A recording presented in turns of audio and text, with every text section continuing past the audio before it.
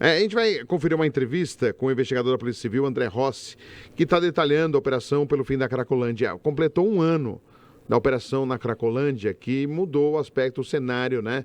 Quando é um cenário que muita gente falava que era parecia o Walking Dead, né? As pessoas andando, aglomeradas, querendo consumir drogas, trazendo medo às pessoas, né, em relação à violência, a assaltos, a tudo que circundava ali a região central de São Paulo.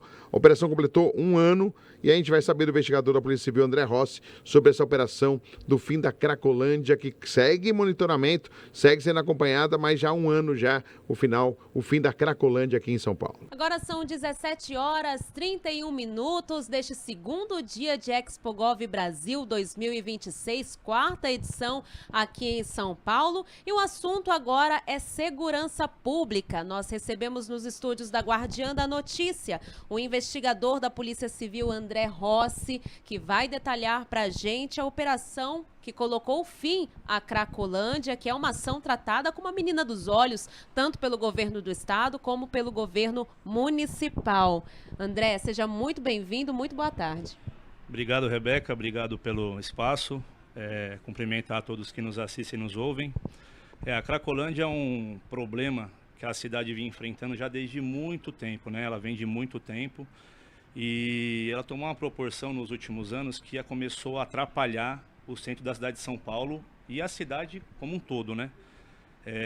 A gente sabe que o centro da cidade de São Paulo ele é muito rico em cultura, turismo, a gente tem muito comércio, né? A gente sabe que o centro ali, o centro expandido, tem muito comércio e essa aglomeração de usuários e com a criação da Cracolândia, que a Cracolândia a gente fala que é aquele espaço protegido pelo Estado para permitir que as pessoas utilizassem droga, estava atrapalhando todo mundo que vivia no centro e trabalhava no centro, né? Então atrapalhava o turismo, tinha um problema de segurança pública, um problema de saúde, né? A gente não pode esquecer que o usuário ficava no meio disso. E tudo isso começou a alimentar o crime organizado, né? Então a gente sabe que o crime organizado se valeu desse espaço, dessa vulnerabilidade social desses usuários e começou a enriquecer, né?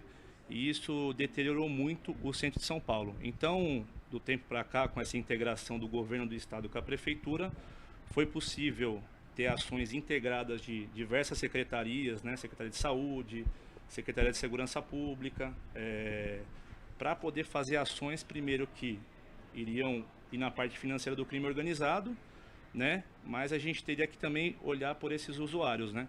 Então foi criado um hub de atendimento lá no centro, né? Onde nas abordagens que a gente fazia, a Polícia Militar, a Polícia Civil, a GCM, era ofertado para essa pessoa ir até esse hub, né?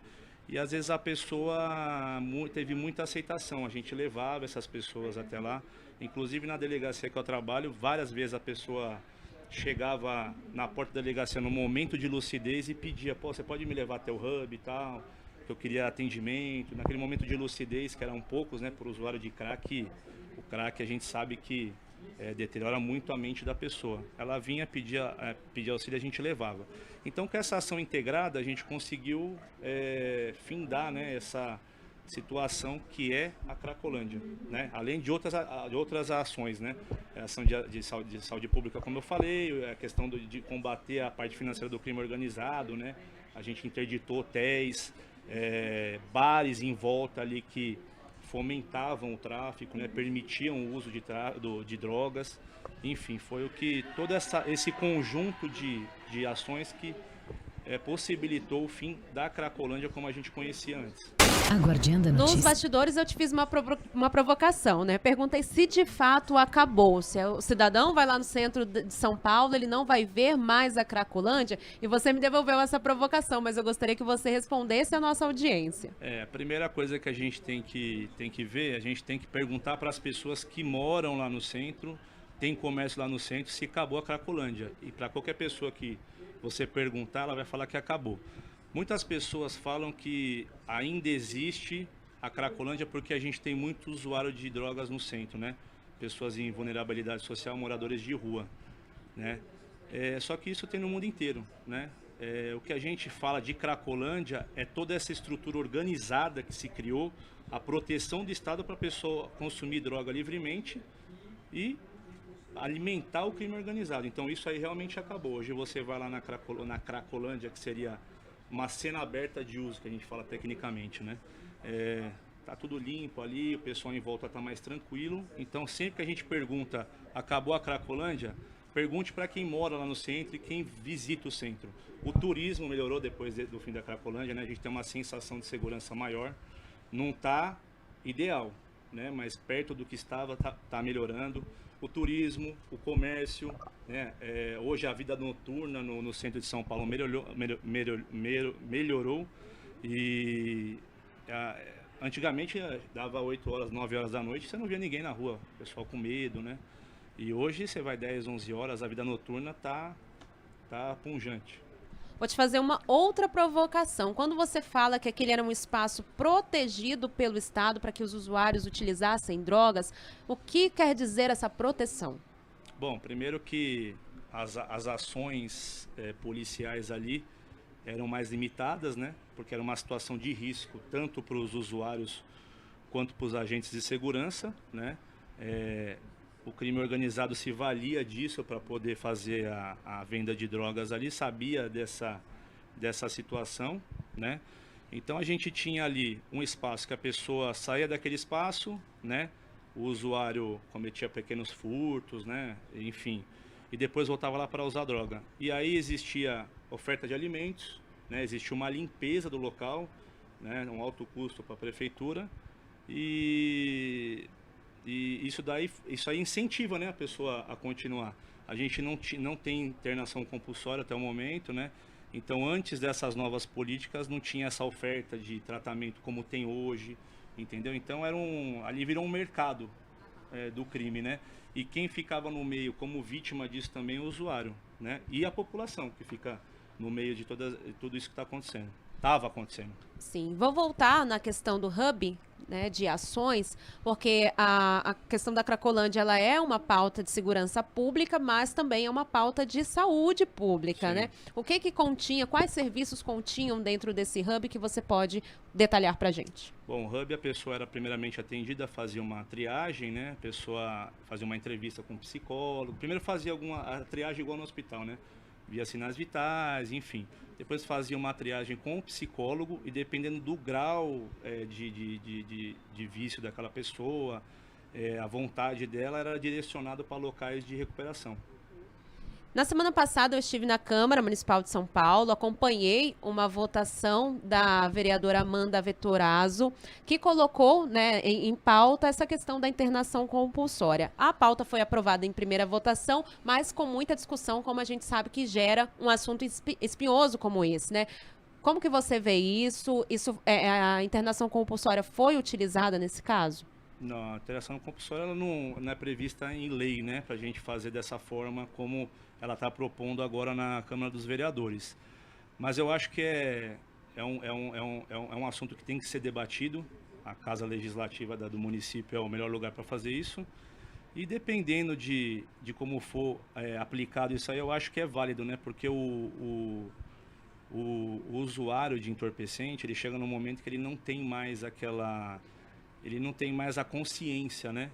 E dependendo de certos casos, eu acho que seria válido, né? Pelo menos a gente tentar fazer isso, que eu acho que a gente tem que sempre ir tentando melhorar, dando pequenos passos para a gente poder ir evoluindo, né? E é um assunto que nem você falou, é bem espinhoso e gera muita polêmica, como qualquer assunto de segurança pública no Brasil, que a gente, ao invés de tratar de forma técnica, a gente trata muito com ideologia, com opiniões pessoais e a gente tem que trabalhar o assunto de segurança pública, assim como todos, de uma forma técnica.